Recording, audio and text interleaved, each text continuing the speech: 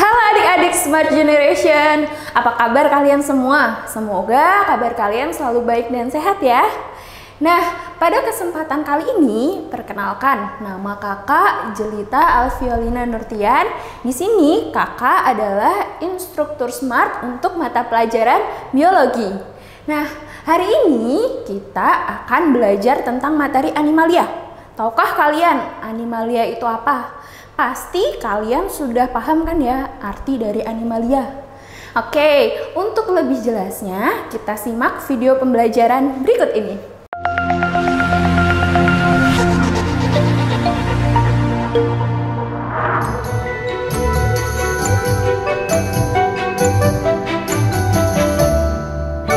Yuk adik-adik kita bahas tentang materi animalia. Apa yang ada di benak kalian kalau kakak sebutkan tentang animalia? Pasti kalian akan berpikiran ini berhubungan dengan animals atau hewan. Nah, benar sekali adik-adik, ini adalah pelajaran tentang hewan. Jadi, pada materi biologi kali ini kita akan mempelajari kingdom animalia atau kingdom yang isinya adalah hewan-hewan vertebrata dan avertebrata. Yuk kita simak lebih lanjut. Ciri umum dari animalia. Yang pertama, animalia ini adalah organisme eukariotik.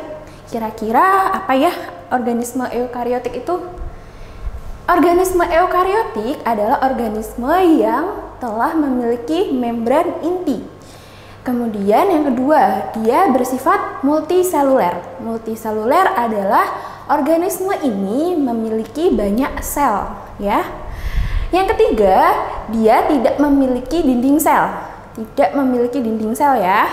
Karena yang memiliki dinding sel adalah organisme seperti bakteri, seperti jamur, seperti tumbuhan. Kalau animalia ini tidak memiliki dinding sel. Dia tidak berklorofil sehingga dia bukan merupakan organisme yang bisa berfotosintesis. Lalu apa namanya? Ya, heterotrof. Heterotrof adalah organisme yang tidak dapat menghasilkan materi organiknya sendiri. Nah, untuk lebih jelasnya ada apa aja di animalia, kalian bisa lihat gambar yang ada di sebelah kanan kalian. Nah, adik-adik pasti kalian di sini pernah dan sangat sering menonton film kartun SpongeBob, ya kan? Nah, di sini kita akan membahas materi animalia ini juga berkaitan dengan hewan-hewan yang ada di film kartun SpongeBob. Kira-kira apa aja ya? Nah, di situ ada gambar, ada SpongeBob, ada Patrick, ada Sandy, ada Squidward, ada Twine Crab, ada Paul Crabs, dan ada juga nanti ada ubur-ubur. Nah, lebih lanjutnya apa saja sih yang ada di kingdom animalia ini? Yang pertama ada porifera, yang kedua ada Coelenterata, yang ketiga ada Platyhelminthes, ada Nemathelminthes, ada Annelida, kemudian ada Echinodermata, ada Arthropoda, ada Mollusca, dan juga ada Chordata. Untuk lebih jelasnya satu-satu ya adik-adik, kakak akan jelaskan satu persatu mulai dari porifera sampai dengan Chordata. Nah, film yang pertama dari kingdom animalia ini adalah porifera. Porifera kita sebut juga dengan hewan berpori. Porifera ini merupakan anggota dari kingdom animalia yang paling primitif karena dia hanya mempunyai lubang-lubang di dalam tubuhnya. Nah, tubuhnya ini berpori atau berlubang tadi ya. Nah, pori ini berfungsi untuk menangkap makanan yang berupa bakteri ataupun plankton-plankton yang ada di dalam air. Nah, kemudian khasnya dari si porifera ini, porifera memiliki sistem saluran air. Nah, karena porifera itu hidup di ekosistem air laut sehingga dia memiliki tipe saluran air. Ada 3 tipe saluran air yang berbeda adik-adik. Yang pertama, yang paling sederhana adalah afkon. Kemudian yang kedua, yang lebih kompleks daripada askon adalah sikon atau sikonoid. Askonoid, sikonoid. Nah, yang ketiga yang paling kompleks dan berlekok-lekok saluran airnya, nah ini namanya leukon atau leukonoid. Nah, di tubuh porifera ini terdapat sel-sel. Ada yang pertama dari dalam keluar ya. Dari dalam yang pertama adalah koanosit yang adik-adik bisa lihat di sebelah kiri. Ini adalah yang ditunjukkan oleh warna merah. Koanosit ini berfungsi untuk mencerna makanan yang masuk ke dalam tubuh porifera. Yang kedua adalah mesoil atau mesoglea, ditunjukkan yang warna abu-abu ya, dia ada di bagian tengah, berfungsi untuk mengangkut makanan dan juga hasil metabolisme. Yang ketiga ada pinakosit. Pinakosit ini yang terletak di bagian paling luar dari tubuh porifera. Nah, fungsinya apa? Fungsinya adalah sebagai pelindung. Ada 3 kelompok dalam filum porifera. Adik-adik bisa lihat, ini ada gambarnya. Yang pertama ada Demospongia. Demospongia ini tersusun dari sponge atau spongia, ya. Yang kedua ada Hexatenilida yang tersusun dari silikat. Yang ketiga ada Calcarea. Calcarea tersusun dari zat kapur, jadi dia dibedakan menurut zat penyusunnya. Nah, pasti kalian pernah lihat ini kan, SpongeBob SquarePants. Nah, SpongeBob ini adalah salah satu contoh dari Demospongia atau sponge. Nah, biasanya untuk organisme porifera ini bisa dimanfaatkan untuk sponge penggosok. Nah, gitu ya adik-adik, cukup untuk filum porifera. Kita lanjut ke filum berikutnya. Ada Coelenterata. Coelenterata ini adalah hewan berongga. Jadi tubuhnya memiliki rongga yang berfungsi sebagai rongga alat pencernaan atau kita sebut dengan rongga gastrovaskuler. Nah, tubuhnya berbentuk polip. Polip itu melekat pada suatu substrat atau bisa juga di dasar laut. Nah, kalau yang medusa ini bergerak bebas. Nah, ada anggotanya, ada siapa saja sih? Si Coelenterata ini memiliki turunan-turunan. Nah, ini ada anggota-anggotanya. Yang pertama adalah Ctenophora dan yang kedua adalah Cnidaria. Mereka dibedakan atas dasar kepemilikan alat sengat. Kalau Ctenophora tidak memiliki alat sengat. Kalau Cnidaria itu memiliki alat sengat yang disebut dengan cnidosit. Jangan lupa ya, cnidosit, alat sengat. Nah, kelompok Cnidaria yang pertama adalah hydrozoa. Hydrozoa yang contohnya adalah Hydra dan Obelia. Kalian bisa lihat gambarnya, seperti apa sih Hydra itu, seperti apa sih si Obelia ini, ya. Selanjutnya ada si Scyphozoa. Scyphozoa ini contohnya adalah Aurelia aurita. Cantik ya namanya ya. Nah, tapi nama panggilannya ini, nama panggilannya adalah ubur-ubur. Nah, ubur-ubur itu adalah Aurelia aurita. Yang ketiga adalah Anthozoa. Warnanya pink merekah. Ini adalah salah satu contoh mawar laut. Jadi, kebanyakan hewan Coelenterata ini memang hidup di ekosistem laut. Terus, nah ini ubur-ubur. Ini juga ada di kartun film SpongeBob. Pasti kalian sering kan melihat SpongeBob berburu ubur-ubur. Nah, pasti pernah juga lihat si SpongeBob tersengat oleh ubur-ubur karena si ubur-ubur. Nah, ubur-ubur ini punya alat sengat yang namanya cnidosit. Nah, sekarang kakak tampilkan si Aurelia aurita ini atau ubur-ubur ini. Nah, ubur-ubur memiliki daur hidup. Nah, daur hidupnya ini ada yang menempel, ada yang dia bergerak bebas. Yang menempel kita sebut dengan polip, fase polip. Kalau yang bergerak bebas, dia bisa berenang-renang, itu adalah dia pada fase medusa. Boleh adik-adik simak di bagian sebelah kiri. Ubur-ubur yang telah dewasa pasti akan menghasilkan sel gamet. Nah, ada ubur-ubur yang menghasilkan gamet jantan dan gamet betina. Kemudian, gamet ini saling fertilisasi, akan membentuk zigot. Nah, zigot ini kemudian akan membentuk larva planula. Larva planula ini kemudian akan menjadi polip, menempel pada substrat atau dasar perairan. Nah, polip ini tumbuh secara vegetatif karena tidak ada reproduksi secara generatif ya pada fase polip ini. Nah, polip akan menghasilkan namanya strobila. Nah, strobila akan tertumpuk-tumpuk. Nah, mereka akan lepas satu persatu menjadi ubur-ubur muda atau kita namakan Evira. Nah, namanya cantik lagi kan, Evira. Kemudian ada Aurelia. Nah, si Evira ini akan tumbuh dewasa menjadi ubur-ubur dewasa yang kita sebut dengan Aurelia aurita. Jadi seperti itu ya daur hidup ubur-ubur atau mekanisme perkembangbiakan. Kenapa bisa jadi ubur-ubur? Seperti itu. Dia akan mengalami dua fase, yaitu fase polip dan fase medusa. Nah, filum selanjutnya adalah filum yang dia dimasukkan ke dalam kelompok cacing-cacingan. Bukan cacingan ya, tapi kelompok cacing. Nah, kelompok cacing ini ada yang pertama Platyhelminthes, yang kedua adalah Nematelminthes, yang ketiga adalah Annelida. Yang pertama si Platyhelminthes. Platyhelminthes itu adalah cacing pipih adik-adik. Jadi rongga tubuhnya itu tidak ada. Dia tidak memiliki rongga tubuh berbentuk pipih. Nah, yang harus diketahui dari si cacing pipih ini memiliki alat ekskresi yang berupa sel api dan juga sistem saraf tangga tali.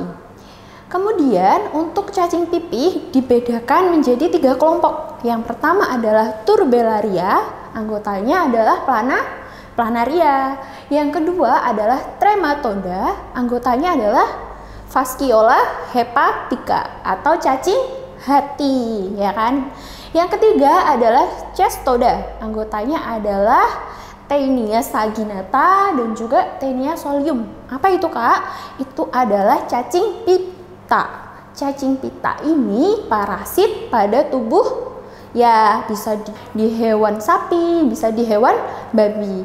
Dia hidup di ototnya, sehingga ketika kita memasak daging dan kurang matang, nah ini harus hati-hati ya, adanya cacing pita di dalam otot hewan tersebut. Yang kedua adalah Nematelminthes. Nematelminthes ini adalah cacing gilik. Nah, cacing gilik ini memiliki sistem saraf tangga tali juga. Kemudian untuk reproduksinya dia menggunakan gonokoris. Contoh dari Nematelminthes adalah Ascaris lumbricoides, Ankylostoma duodenale. Nah, pasti kalian tidak tahu ya, ini cacing apa sih, Kak? Nah, cacing-cacing Nematelminthes yang sudah Kakak sebutkan tadi ini hidup di, ya ada yang di perut atau kita bilang cacing perut. Ada juga dia cacing tambang. Jadi hati-hati ya, cacing tambang ini bisa masuk ke dalam kaki kita dan masuk ke dalam tubuh. Jadi dia akan menembus kulit kita. Jadi harus hati-hati adik-adik. Yang ketiga adalah Annelida. Annelida adalah cacing gelang. Kita sebut cacing gelang karena dia apa ya? Bulat seperti gelang. Ya, bentuknya ini seperti gelang dan tubuhnya memiliki metameri. Metameri itu seperti segmen ya. Cacing gelang ini bersifat hermaprodit dan dia memiliki sistem peredaran darah yang sederhana dan tertutup. Contoh dari Annelida adalah Polychaeta atau Polychaeta.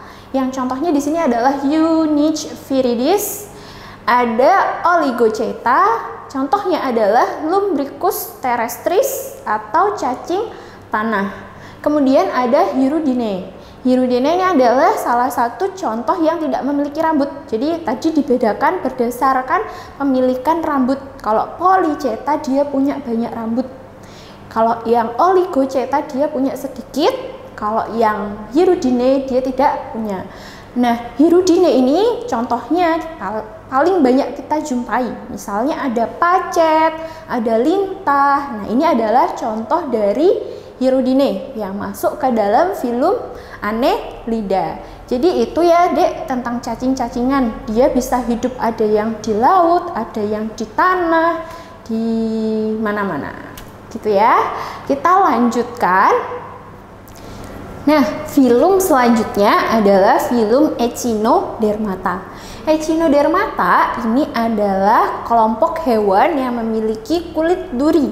Aduh, kulit duri gimana ya? Tajam-tajam ya. Nah, maksudnya adalah dia memiliki permukaan tubuh yang kasar karena tersusun dari zat kapur. Penjelasannya adalah Echinodermata adalah hewan berkulit duri dan dia memiliki sistem pembuluh air atau bisa kita sebut dengan sistem amburakral. Kelompok dari hewan Echinodermata ini adalah, nah pasti kalian tahu apa ini? Ya, ada bintang laut, ada Patrick. Nah, Patrick ini walaupun tubuhnya gempal, nah dia ini adalah salah satu kelompok dari Echinodermata. Nah, yang kelompok pertama adalah asteroide atau kelompok bintang laut. Kemudian ada kelompok timun laut atau holoturoide. Dan yang ketiga ada kelompok Echinoide atau yang kelompoknya si bulu babi. Nah, bulu babi ini biasanya dimanfaatkan masyarakat sebagai bahan pangan karena proteinnya yang tinggi. Kalau holoturoide, nah ini bisa juga dia dimanfaatkan sebagai bahan pangan. Ini adalah timun laut. Kelompok selanjutnya adalah arthropoda atau hewan berbuku-buku. Maksudnya buku apa nih? Buku tulis. Nah, bukan Dek. Berbuku-buku adalah hewan berruas-ruas. Jadi tubuhnya memiliki ruas, kakinya juga memiliki ruas. Nah, memiliki tubuh kaki yang beruas-ruas. Ruasnya apa saja? Nah, bagian tubuh terbagi atas ruas kepala atau sepala dan juga ada ruas dada atau toraks. Kemudian ada ruas badan atau perut yang kita sebut dengan abdomen. Nah, pasti kalian tahu ini siapa yang jualan Krabby Patty. Ada Tuan Crab. Tuan Crab ini adalah salah satu contoh dari filum arthropoda. Nah, untuk lebih jelasnya kita lihat di filum arthropoda ini, kalau kakak hafalin ya depannya C-A-M-I, cami. Yang pertama C-nya krustase. Yang kedua A-nya adalah arachnid. Yang ketiga M-nya adalah myriapoda. Yang keempat I-nya adalah insekta. Oke, untuk krustase ini adalah kelompok hewan kepiting-kepitingan, udang, kepiting, lobster, rajungan. Nah, ini adalah kelompok dari krustase. Kakinya berjumlah 5 pasang. Ada 5 pasang berarti ada berapa, Dek? Ada 10. Karena kan berpasangan, jadi kakinya ada 10. Nah, si krustase memiliki 1 pasang antena dan juga 1 pasang mata faset. Krustase bernafas dengan insang. Kelompok yang kedua adalah arachnida. Arachnida pasti kalian tahu, Spiderman, tarantula. Kok Spiderman? Laba-laba maksudnya. Ya, laba-laba, tarantula. Nah, ini masuk ke dalam arachnid atau arachnida. Kakinya berjumlah 4 pasang. 4 ya adik-adik. 4 pasang berarti ada 8. Nah, si arachnida ini satu-satunya anggota dari filum arthropoda yang tidak memiliki antena. Lalu dia juga bernafas dengan paru-paru buku. Kakinya ada 4, bernafas dengan paru-paru buku. Kelompok yang ketiga adalah myriapoda. Myriapoda atau biasa kita bilang dengan hewan berkaki banyak. Kaki 1000, ada kaki 100. Nah, apakah benar kakinya ada 1000? Mau dihitung? Nah, untuk kelompok dari myriapoda ini adalah diplopoda dan chilopoda. Untuk silopoda ini setiap 1 ruas kakinya 1. Kalau diplopoda setiap 1 ruas kakinya 2 pasang. Nah, Dia juga memiliki antena dan juga dia bernafas dengan trakea. Nah, yang terakhir dari filum Arthropoda adalah insekta. Insekta ini adalah kelompok serangga, ya kan? Serangga ini dibedakan menurut ada atau tidaknya sayap, tipe mulut, dan juga kemampuan untuk bermetamorfosis. Kakinya berjumlah berapa kalau insekta? Insekta kakinya ada 3 pasang. Jadi ada berapa, Dek? Ada 6. Kemudian insekta sama juga, dia memiliki antena. Antena yang berjumlah 1 pasang. Kemudian insekta ini bernafas dengan trakea atau spirakel. Selanjutnya adalah hewan bertubuh lunak atau kita sebutkan dengan moluska. Tubuhnya ini lunak, licin, dan biasanya dia berlendir. Umumnya moluska ini diselubungi oleh cangkang. Ada yang cangkangnya keras, ada yang cangkangnya agak keras. Nah, apa ya anggotanya? Kita simak lagi. Nah, pasti kalian tahu ini ada siapa nih? Ada yang paling disebelin sama SpongeBob, yaitu Squidward. Terus juga ada yang bunyinya meow, tapi dia bukan kucing, yaitu ada Gary Siput. Nah, si Squidward ini masuk ke dalam kelompok yang namanya kita bilang dengan gurita. Kalau si Gary dia masuk ke dalam gastropoda. Nah, yang pertama kelompoknya adalah cephalopoda. Cephalopoda tadi ada gurita, ada juga loligo. Gurita itu yang Squidward, kalau loligo itu cumi-cumi. Yang biasa kalian makan kalau lagi di warung pengen order seafood. Nah, itu loligo, itu adalah cumi-cumi. Ingat-ingat ya, loligo cumi-cumi. Untuk yang kedua, gastropoda. Gastro itu adalah perut, poda itu kaki, berarti kakinya di perut, dia bergerak menggunakan perut. Apa anggotanya? Ya, siput. Yang ketiga, ini yang namanya paling banyak, yaitu ada Pelecypoda atau Lamellibranchiata atau juga Bivalvia. Pelecypoda itu kalau dia memiliki apa? Kaki yang pipih. Nah, kita lihat. Oh, yang pertama tadi ya, cephalopoda, kaki di kepala. Kaki di kepala, cephala itu adalah kepala, poda itu kaki. Cephalopoda berarti kaki di kepala. Nah, ini yang tadi gastropoda. Gastro itu perut, poda itu kaki, berarti kakinya di perut. Nah, ini adalah Pelecypoda atau kakinya pipih, dia bergerak dengan pelecypod. Atau bisa kita bilang dia adalah Lamellibranchiata, karena kalau tubuhnya ini, si Pelecypoda ini, kelompok Pelecypoda, tubuhnya itu berlamela atau berlembaran. Contohnya adalah kerang, remis, kerang-kerangan kan banyak tuh, kerang macam-macam, ada kerang mutiara, kerang darah, kerang hijau. Nah, kenapa dia dibilang bivalvia? Karena bi itu 2, Dek. Valvia berarti dia punya 2 tangkup atau 2 tangkup cangkang, sehingga dia nama aliasnya banyak. Pelecypoda, aka Lamellibranchiata, aka Bivalvia, gitu ya. Lanjutnya, nah, filum selanjutnya dari Animalia ini adalah Chordata. Chordata merupakan kelompok yang paling kompleks di antara yang lain tadi yang sudah kakak jelaskan. Nah, kenapa? Karena dia memiliki chorda dorsalis. Kemudian dia juga memiliki sistem organ yang lebih kompleks. Ada apa saja ya di chordata ini? Nah, kelompok chordata bisa diklasifikasikan berdasarkan kepemilikan tulang tengkorak atau tidak. Kalau yang akrania, dia tidak memiliki tulang tengkorak. Anggota dari akrania ini adalah urochordata dan juga cephalochordata. Yang kedua, kelompok krania. Kelompok krania ini memiliki tempurung kepala atau tulang tengkorak. Nah, kelompoknya adalah vertebrata atau bisa kita sebut dengan hewan bertulang belakang. Nah, Ada apa saja di vertebrata ini?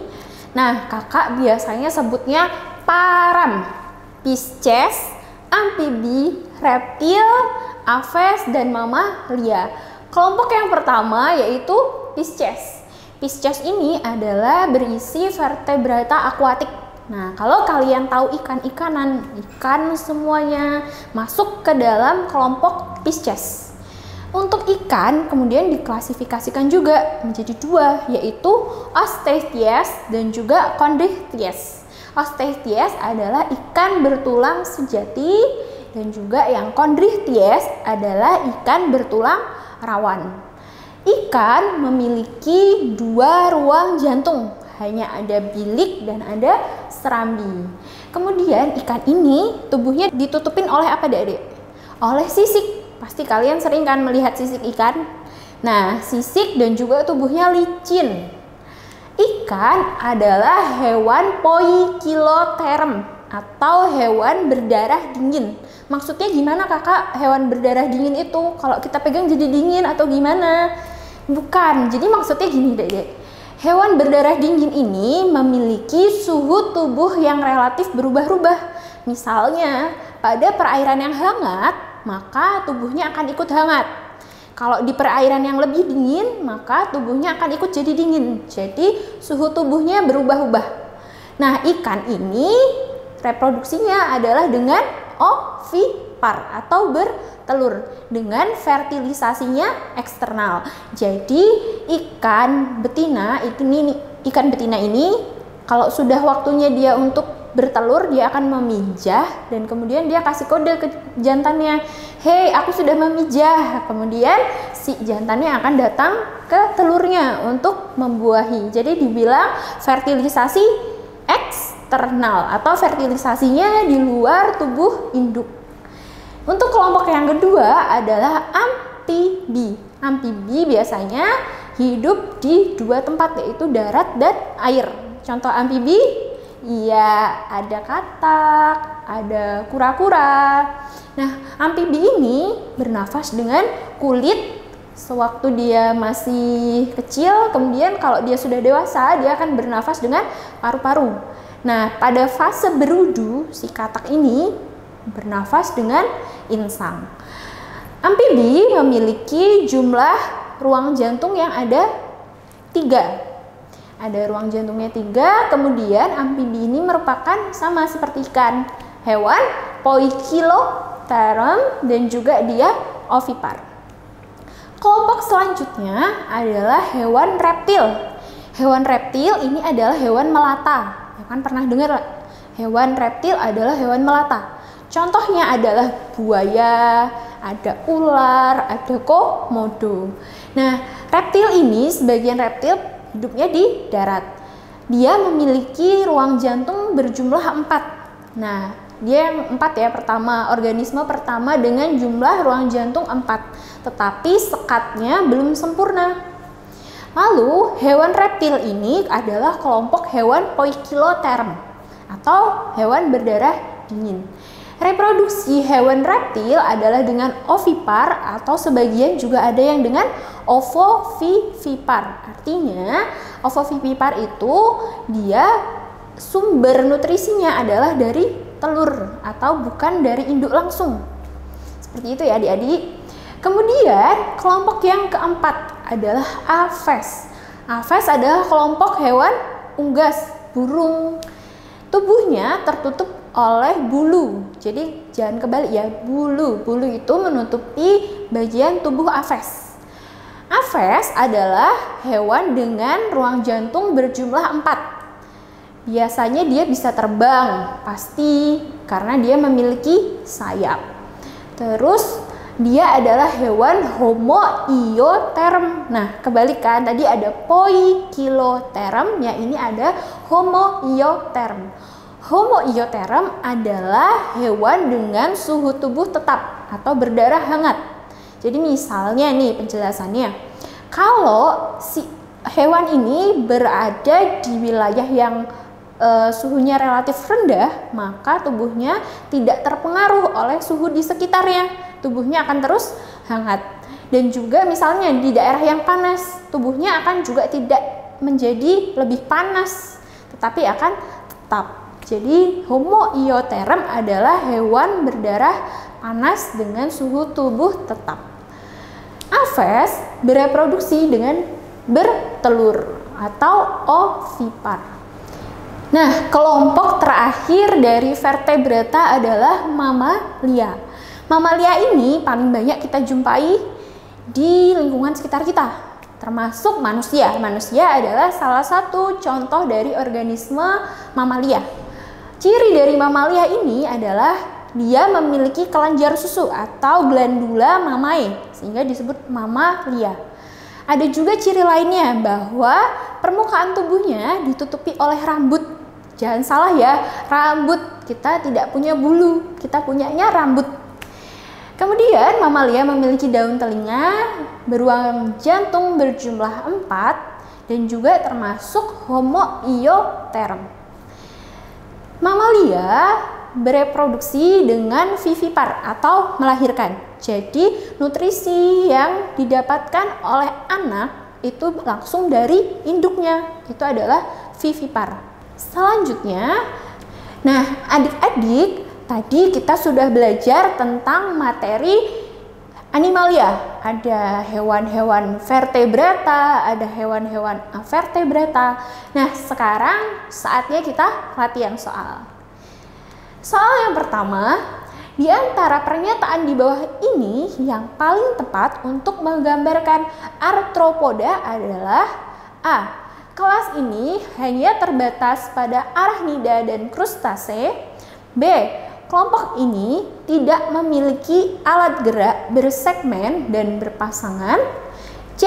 Kelompok ini tergolong kelompok yang tidak sukses di alam karena keterbatasan habitat dan sumber nutrisi. Yang D. Kelompok ini memiliki kerangka luar yang tersusun dari peptidoglikan. Yang E. Kelompok ini memiliki sistem peredaran darah terbuka. Kira-kira jawabannya apa ya adik-adik? Tadi arthropoda. Arthropoda cirinya apa? Terus kalian bisa memetakan cirinya ini punyanya arthropoda bukan ya? Nah, kita lihat dari opsinya satu-satu. A atau B atau C atau D atau E. Nah, sekarang kakak keluarkan jawaban yang benar adalah teteret. Kelompok ini memiliki sistem peredaran darah terbuka. Nah, peredaran darah terbuka ini adalah peredaran darah yang tidak melewati pembuluh. Jadi disebut dengan peredaran darah terbuka. Kenapa tidak A jawabannya, Kak? Nah, kita lihat lagi bahwa kelas pada arthropoda ini tadi ada apa aja? Ada cami, krustase, arachnid, myriapoda, dan juga insekta. Sehingga opsi A salah. Opsi B, kelompok ini tidak memiliki alat gerak bersegmen. Nah, justru dia memiliki alat gerak bersegmen atau beruas-ruas atau berbuku-buku. Yang C, kelompok ini tergolong ke dalam kelompok yang tidak sukses di alam karena keterbatasan.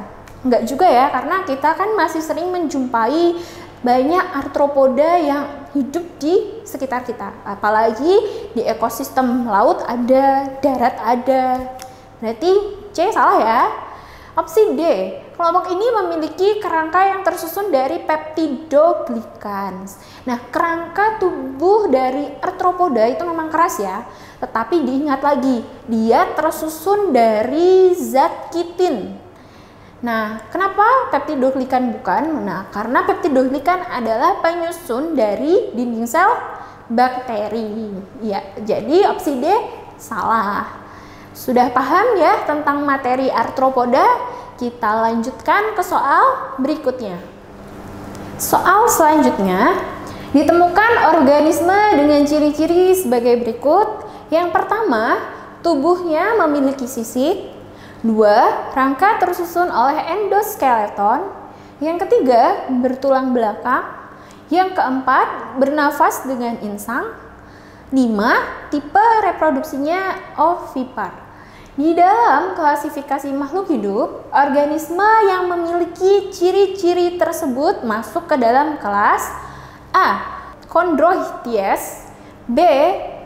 Pisces, C. Reptil, D. Aves, E. Mamalia. Ayo, tadi sudah kakak jelaskan ciri-ciri dari kelompok-kelompok ini. Ada apa aja ya? Ada Pisces, ada reptil, ada Aves, ada Mamalia. Kira-kira ya jawabannya adalah Pisces. Pisces ini memiliki tubuh yang tertutup dengan sisik. Kemudian dia memiliki endoskeleton atau rangka dalam dan juga bertulang belakang karena dia masuk ke dalam kelompok vertebrata. Bernafas dengan insang dan juga reproduksinya dengan ovipar.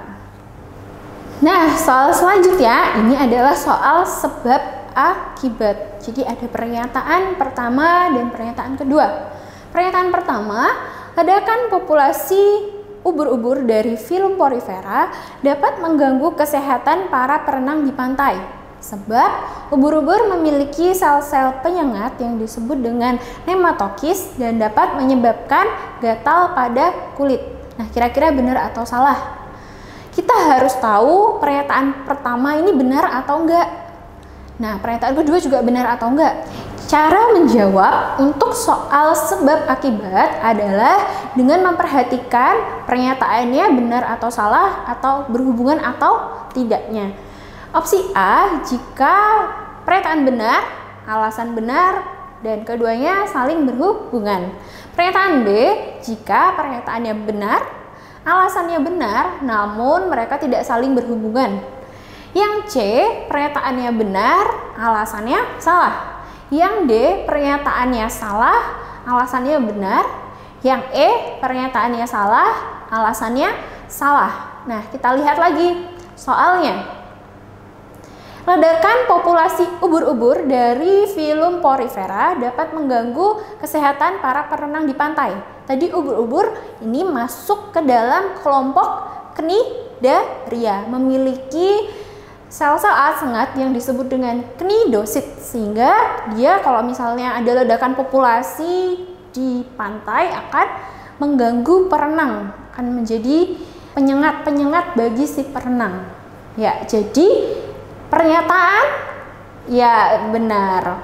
Sekarang kita lihat pernyataannya seperti yang sudah ditampilkan. Sebab, nah kenapa ada pernyataan itu? Ada sebabnya tidak? Sebabnya, ubur-ubur memiliki sel-sel penyengat yang disebut dengan nematokis dan dapat menyebabkan kulit gatal. Benar, ubur-ubur memiliki penyengat? Betul, atau tadi jawabannya benar. Mereka akan saling berhubungan, sehingga kita jawabnya A. Jadi, kenapa ledakan populasi ubur-ubur dapat mengganggu? Ya karena ubur-ubur punya sel penyengat yang disebut dengan nematokis. Jadi jawabannya A.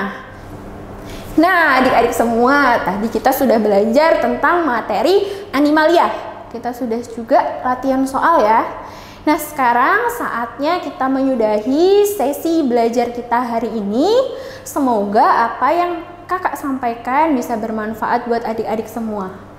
Jangan lupa kakak ingatkan ya pada adik-adik untuk selalu subscribe channel Primagama dan update terus video terbarunya dengan nyalakan loncengnya. Oke? Nah, saatnya kakak undur diri. Sampai jumpa di video selanjutnya. Salam Primagama. Primagama siap, Primagama smart, dan Primagama terdepan dalam prestasi.